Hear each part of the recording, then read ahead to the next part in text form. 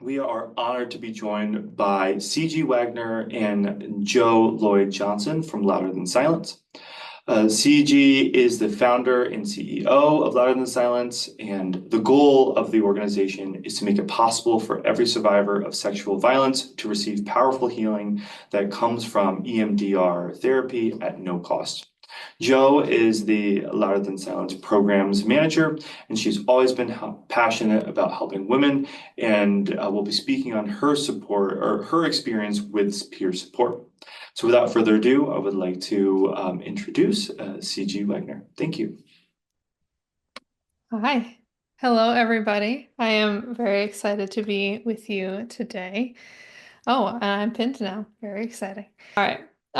So for today, as you know, we're talking about peer support as the missing link in mental health.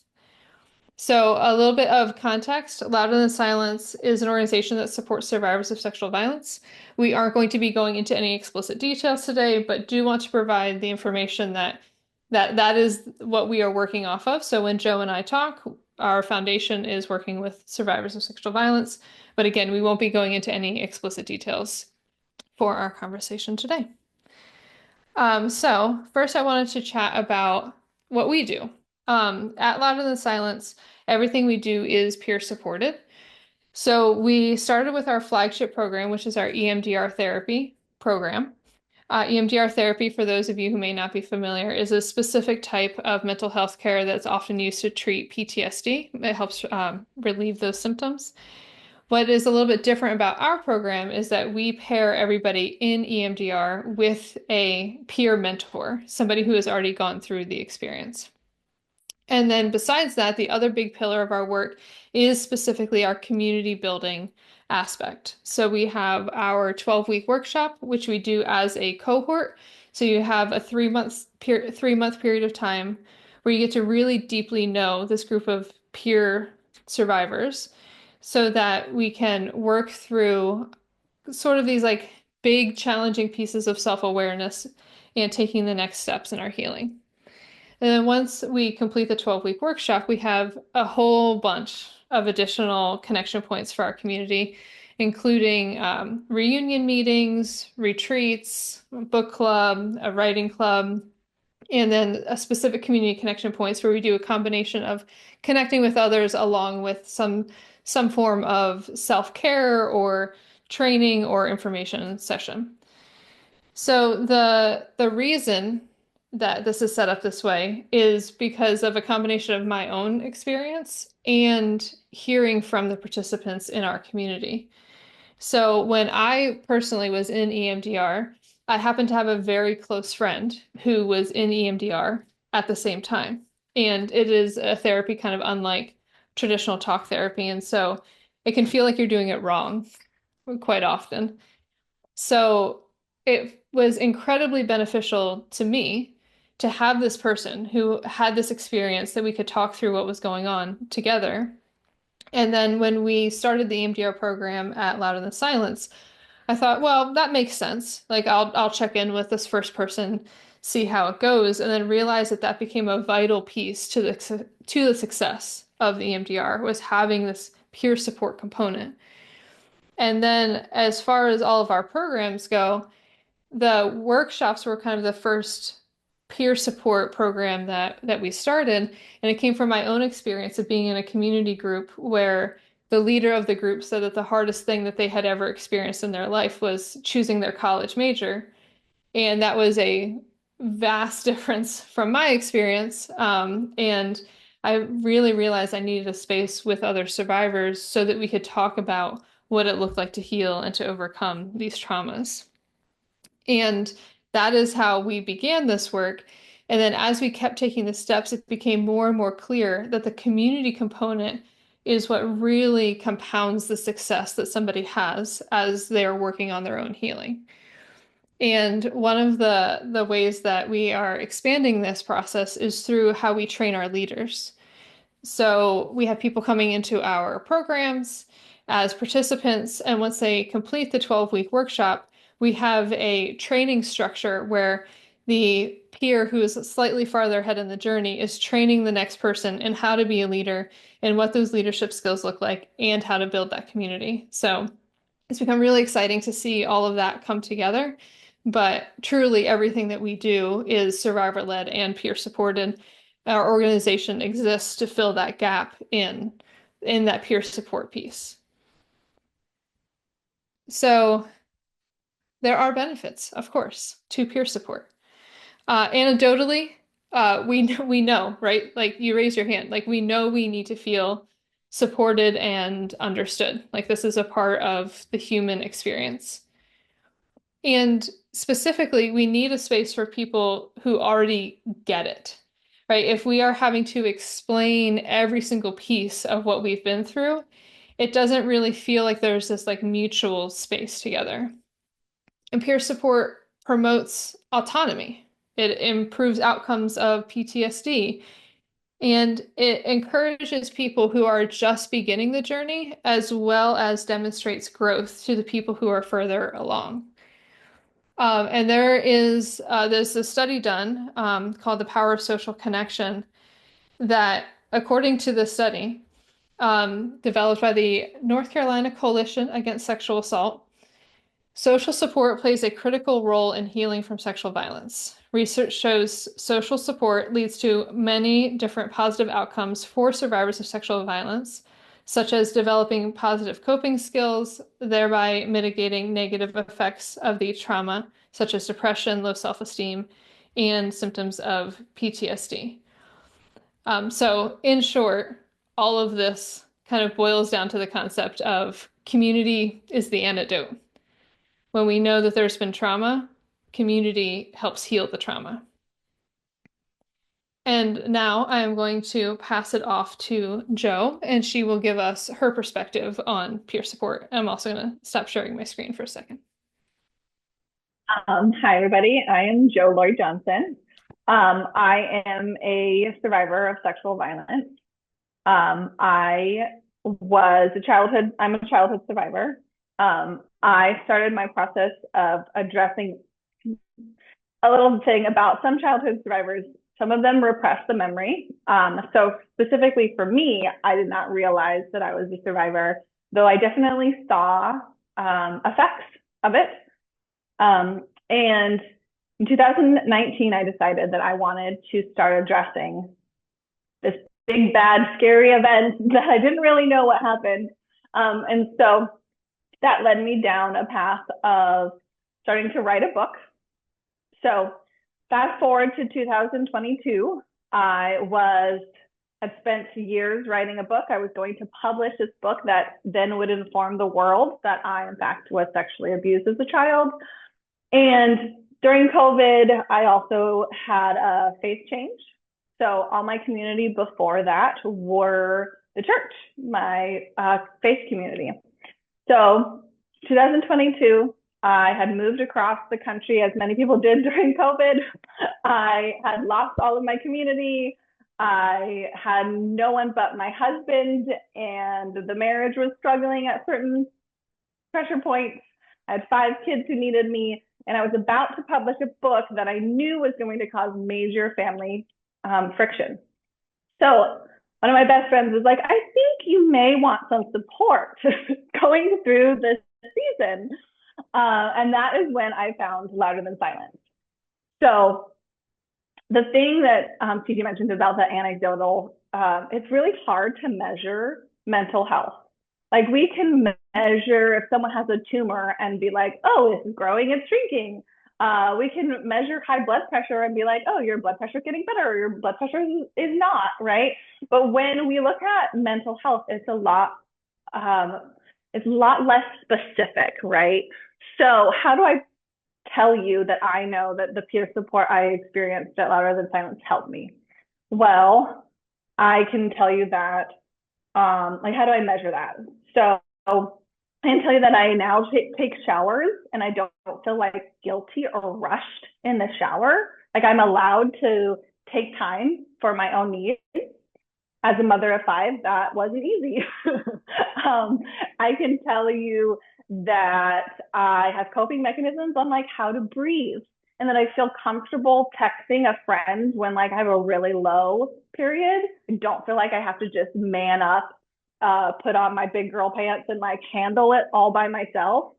I can tell you that I actually like think about what food I'm putting in my body and like know that my body is worth being taken care of. And all of those things were not things that I could say before I started having peer support in LTS. So yeah, it's hard to measure how peer support helps, but I was told by my 14-year-old daughter that, Mom, you seem happier now. So I can guarantee, yes, peer support helps. How did I know for me that peer support was the answer? So for me specifically, I have had some not so great experiences with authority. So I grew up in a kind of a high control faith. And I had therapy. We didn't really believe in therapy. My parents weren't so great on mental health. It's definitely stigmatized in my household. And the first time that I reached out for therapy was during COVID. And we all know that like therapists were working so hard. And I don't know if it was maybe a therapist who wasn't doing well or just had too many clients, but it was not a great experience.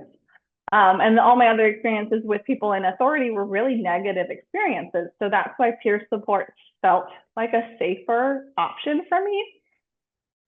So I signed up for LTS. I did my first 12-week cohort. And at the time, the facilitators of the cohort were not Ciji. 2 other volunteers, as she said, they had gone through the cohort and then were trained. They were leading the cohort. I loved everything about the cohort. But one topic that we addressed, I didn't like the wording, certain things about it just like hit on some of my past stuff. And I was like, ugh, I don't like this one. And everything else about Louder Than Silence, I was like, I want to support this. But I had that like friction in me. I was like, I want to support this, but the way they address this topic, I don't like. So I decided to do something that was uncomfortable for me and voice that disagreement. So I emailed Ciji. The very first time I meet this woman is for me to tell her how this thing that she worked her butt off and took years honing, created herself, how she did something wrong, in my opinion, right? And mind you, I have done this before to like pastors. And every time I had left the space of telling a pastor, like, hey, I don't know if this is the best choice, I would leave usually judged, usually told I was wrong, never felt listened to, and not really wanting to do that again, right? So I meet with Ciji and I tell her like, so this topic was hard for me. I don't know if I like the wording you use. And her response was, can you tell me how you would rephrase it? Can you tell me how I could make it better? And at the end of the conversation, she said, will you help me rewrite this one? And that led to a year later or however long later, me and Ciji sitting down and literally rewriting the workbook together. But I felt heard. I did not feel judged. I felt understood. And so it was safe for me to voice a disagreement with somebody who clearly, like, she had been doing the work longer. She created a nonprofit, badass, right? And she wanted to stop and listen to me. So the thing about peer support is that peer means equals. Peer means that they will see you as someone who has a valid voice and also has like you guys have a shared experience, right? You are equals. There is no idea that this person is better than this person. We all come and we all learn from each other.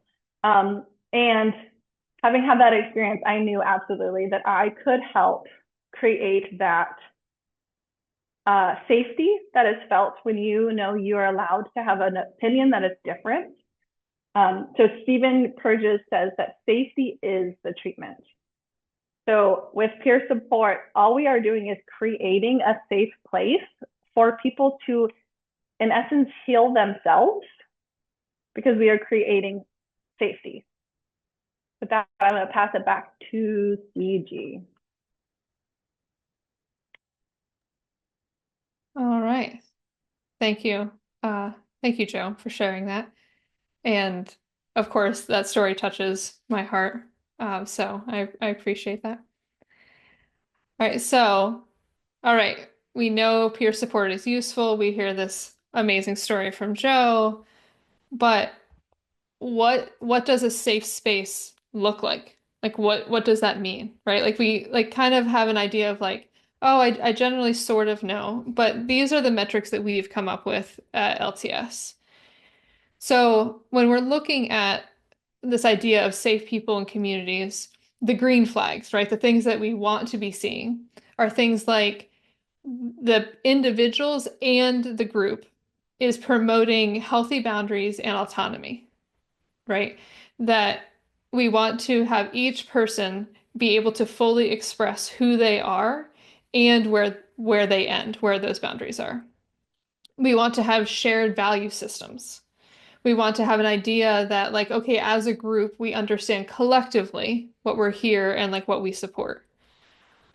Safe people and communities respects the dignity of all people, right? That we are all equal in dignity as humans.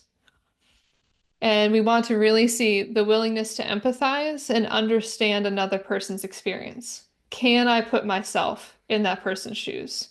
Can I allow myself to feel that emotional connection? We also want to ask good questions, right? We want to ask open-ended questions, questions that allow for more conversation, questions that inspire people to both look within and connect to the people around them. And there's a sense of self-awareness and introspection so that we can look inward, have a sense of who we are and what we're bringing to the space. And if you're looking at this and you're like, oh no, I don't do these things super well all the time. Congratulations. That is self-awareness and introspection. Like this is this is what it looks like, right? Like all of us are on the journey. All of us are in this space of like, how are we improving ourselves as humans? And so nobody expects anybody to be perfect 100% of the time. In fact, that's one of our guidelines in our groups is that we don't expect ourselves or anyone else to be perfect. We are all human, and we also get to see where we can grow. So some red flags, some things that like maybe we don't necessarily want to be seeing in these spaces, is using shame or fear as an attempt to get others to fit a mold, right? Like trying to coerce somebody to agree with a common idea. Or an unwillingness or inability to be vulnerable when it's appropriate, right? Like we don't need everybody to be just pouring their hearts out all the time inappropriately, but when appropriate, are we seeing that willingness and that ability to share that part of ourselves? Another red flag is if we hear like demonizing entire groups of people, right? Like just sweeping statements don't allow for the nuance of the person to person or person to, group of people connection. Red flags are also when we see an eroding of boundaries and people's autonomy, making decisions for people, pushing on those boundaries, trying to see how far we can scoot them along into our agenda. Those sorts of things we want to make sure are not part of the experience. We also want to be aware of any uses of control or manipulation that, we have leaders like right in our group, we have facilitators, but they are facilitating. They are not controlling the group. They are facilitating the group experience.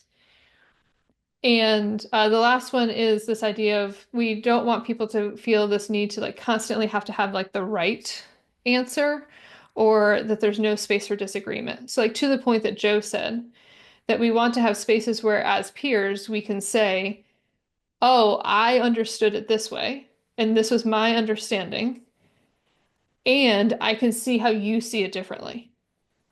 And so like, what does it look like to find that middle ground instead of trying to like force other people into our particular understanding? So that is kind of big picture for safe people communities, some green flags, what we want, some red flags, maybe things to avoid. And then we need to know the how of doing this, right? So some just like high level communication basics. We know this concept of like active listening, of course. Like we've all heard this term probably for like 20 years now. It's not really a new concept. But I think that again, not all of us understand like practically, like, okay, I'm sitting with this group of people, practically speaking, what does this mean? And it's the idea of like staying present and open. And that is physically, that is emotionally, that is mentally. Like if I'm out here writing my shopping list because I need to go to the grocery store later, I'm not actively listening, I'm not present and open, right? So we want to make sure that we're checking in with ourselves during the process. Am I here? Like what's my body language saying? All that good stuff. Also know what you're feeling. If somebody says something and your emotions start bubbling up, that's going to be the thing reacting, not how you truly want to interact with the person. So the more you can understand yourself, right, that introspection, the more you can know what you're bringing into that space. And we want to provide thoughtful responses versus reacting, right? So we all have coping strategies, we all have coping mechanisms, we all have patterns from our lives that tell us, like, oh, this is how I have to be in this situation. We want to slow that down. You'll see that later. And make sure that we are providing thoughtful, like, okay, I have processed this. Take the space that you need to do that. Taking a sip of water is a great way if you like need a second. You're just like, okay, I'm gonna just do one of these while I think about my answer to make sure I'm not saying something I'm gonna regret later. So, um, so we want to make sure we're being thoughtful about how we're interacting with others. Stick to your values, right? Like if you value connecting with people, if you value treating people with graciousness and kindness and generosity, check in with yourself. Am I actually in this moment interacting with the people around me in the way that I want to? As I mentioned before, slowing things down always helps in these like peer situations that, excuse me one second. That was not an intentional slowing things down. That was my body letting me know I needed to cough. Um, when we're in these peer support spaces, right? We're not generally in peer support spaces because things are like sunshine and rainbows and puppy dog kisses all day long, right? Like we're there because things have been hard. We're working through something deep, something traumatic, something often like many years in the making. And so there's a lot of things happening. So one of the ways to make sure we're holding the space is to slow things down, not have all of this happening all at once.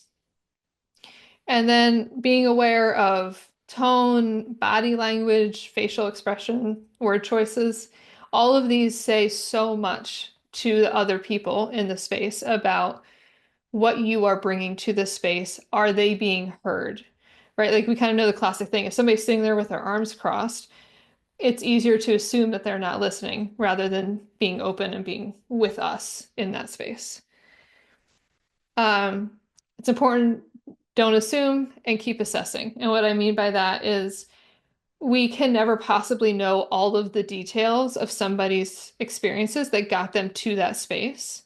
So we want to make sure that we are avoiding assumptions so that we are holding space for what they have brought to us and not assume like, oh, I clearly have the answer because, I understand perfectly. And then also keep assessing your own reactions. Are you staying present and open? Are you sticking with your values? All of those good things.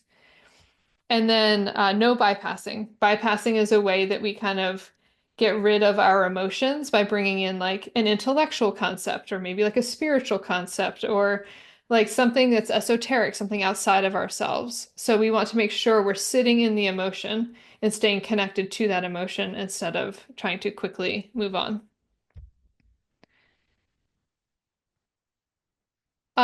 And again, in these peer support spaces, we're doing heavy topics, big big issues that have been around for quite some time. So know that we cannot fix somebody else's big problems. They have to take the step, one step at a time, one day at a time, to get to the outcome that they have set for themselves. We cannot fix it for them, which also means no advice or problem solving mode, right? It's not like, oh, my car is broken down with a flat tire. I need to fix the flat tire. It's I have had decades of experiences that have gotten me to this point. You throwing advice at me is not necessarily going to help me get back up and running again. We also want to avoid cliches and the phrase "I can't imagine." I can't imagine generally means I won't. I won't empathize. I won't put myself in your shoes. We want to make sure that we're saying I can imagine. So one of the examples I give of this is I don't have children, but I have several friends who have kids who are teenagers, right? So they're talking about what it looks like to figure out like discipline and leadership and all of these things with their teenage kids. If I say, well, I can't imagine what that's like, that doesn't inspire more conversation, right? But if I say, oh, I can imagine based on my experience as a teenager, the difficulty of like what it would have been like to parent me. So, like, how are you and your partner navigating this, right? It allows for more conversation.